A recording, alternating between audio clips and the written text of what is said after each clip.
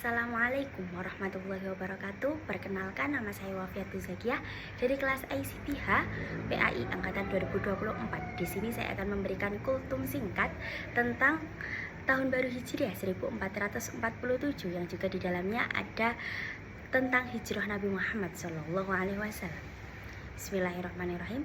Assalamualaikum warahmatullahi wabarakatuh. Alhamdulillahirrabbilalamin. Wabihi nasta'in wa ala umri dunya waddin. Amma ba'du. Pertama-tama marilah kita panjatkan puji dan syukur kehadirat Allah Subhanahu wa Ta'ala yang telah memberikan taufik, rahmat serta hidayahnya kepada kita semua. Kedua kalinya, sholawat serta salam semoga tercurahkan kepada Nabi Agung Muhammad Sallallahu Alaihi Wasallam yang telah membawa kita dari zaman kegelapan menuju zaman terang benderang. Alhamdulillahirrabbilalamin. Sudah sepatutnya kita bersyukur kepada Allah Subhanahu wa Ta'ala yang telah memberikan kita kesempatan untuk berkumpul di sini dalam suasana yang penuh berkah, terutama saat kita menyambut tahun baru Hijriah 1447. Tahun baru Hijriah yang dimulai pada bulan Muharram bukan hanya sekedar pergantian tanggal dalam kalender Islam, tetapi merupakan momen penting untuk merenungkan perjalanan hidup kita dan melakukan evaluasi diri. Salah satu peristiwa yang monumental dalam sejarah Islam adalah hijrah Nabi Muhammad SAW dari Mekkah menuju Madinah. Peristiwa ini terjadi pada tahun 622 Masehi dan menandai awal penanggalan Hijriah. Hijrah bukan hanya sekedar perpindahan fisik dari satu tempat ke tempat lain, tetapi juga merupakan simbol perjuangan, pengorbanan, dan komitmen untuk menegakkan agama Allah. Sebelum hijrah, Nabi Muhammad SAW dan para pengikutnya mengalami berbagai bentuk penindasan dan penganiayaan di Mekah oleh kaum Quraisy. Kaum Quraisy yang merupakan suku yang berkuasa di Mekah merasa terancam oleh ajaran Islam yang dibawa Nabi Muhammad. Mereka melakukan berbagai cara untuk menghentikan dakwah Nabi, mulai dari intimidasi, penyiksaan, hingga pemboikotan sosial terhadap umat Islam. Dalam situasi ini yang semakin sulit, Allah Subhanahu wa Ta'ala memberikan petunjuk kepada Nabi untuk berhijrah ke Madinah yang sebelumnya dikenal sebagai Yastrib. Proses hijrah Nabi pun tidak mudah. Dalam prosesnya, Nabi dan para sahabat harus menghadapi berbagai tantangan dan juga resiko. Nabi Muhammad bersama Abu Bakar, sahabat terdekatnya, melakukan perjalanan malam untuk menghindari pengawasan kaum Quraisy. Mereka mengambil resiko dan rute yang tidak biasa dan bersembunyi di Gua Sur selama 3 hari untuk menghindari pengejaran. Keberanian dan keteguhan hati Nabi dalam menghadapi ancaman ini menunjukkan betapa pentingnya misi dakwah yang diemban oleh Nabi Muhammad SAW.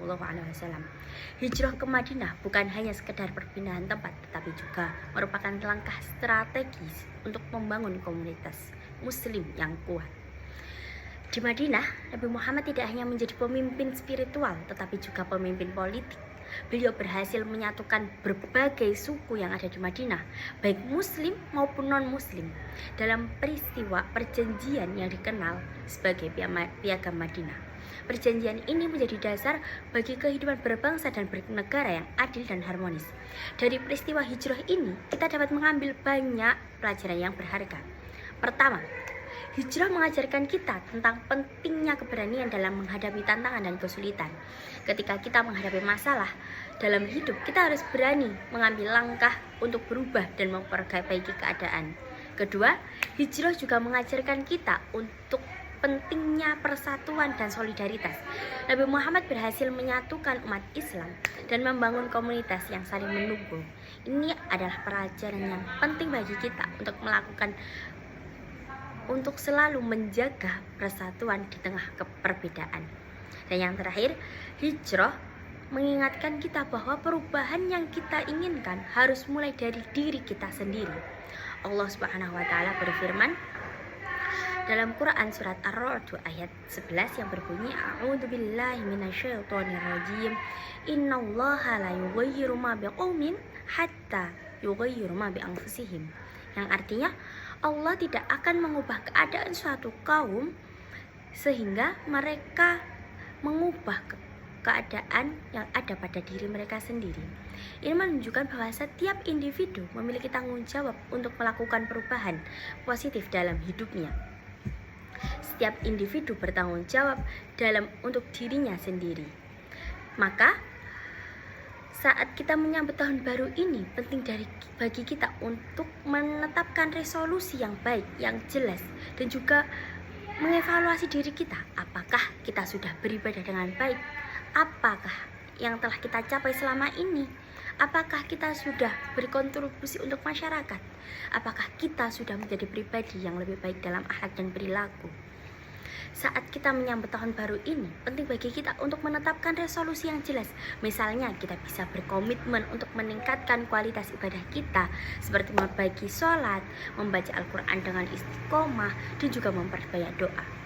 Selain itu, kita juga perlu memperbaiki akhlak kita, berusaha untuk menjadi lebih sabar ketika ada godaan yang membuat hati kita bad mood, jujur, dan juga bertanggung jawab dalam setiap tindakan kita.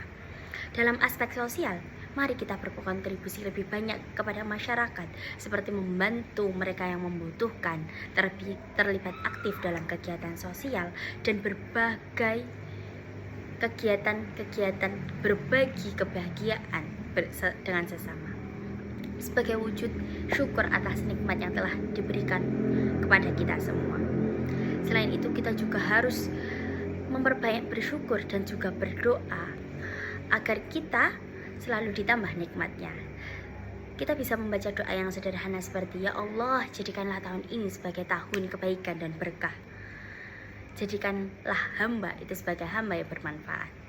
Semoga Allah memberikan kita kekuatan dan taufik untuk terus berhijrah dalam hidup kita menuju ridho Allah Subhanahu wa Ta'ala.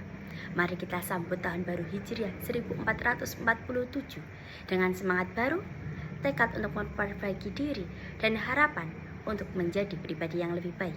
Semoga tahun ini menjadi awal yang penuh berkah dan perubahan yang membawa kita lebih dekat kepada Allah Subhanahu wa Ta'ala. Sekian kultum singkat dari saya. Apabila ada salah kata, saya mohon maaf. Wabillahi taufiq wal hidayah, waridho wal inayah. Wassalamualaikum warahmatullahi wabarakatuh.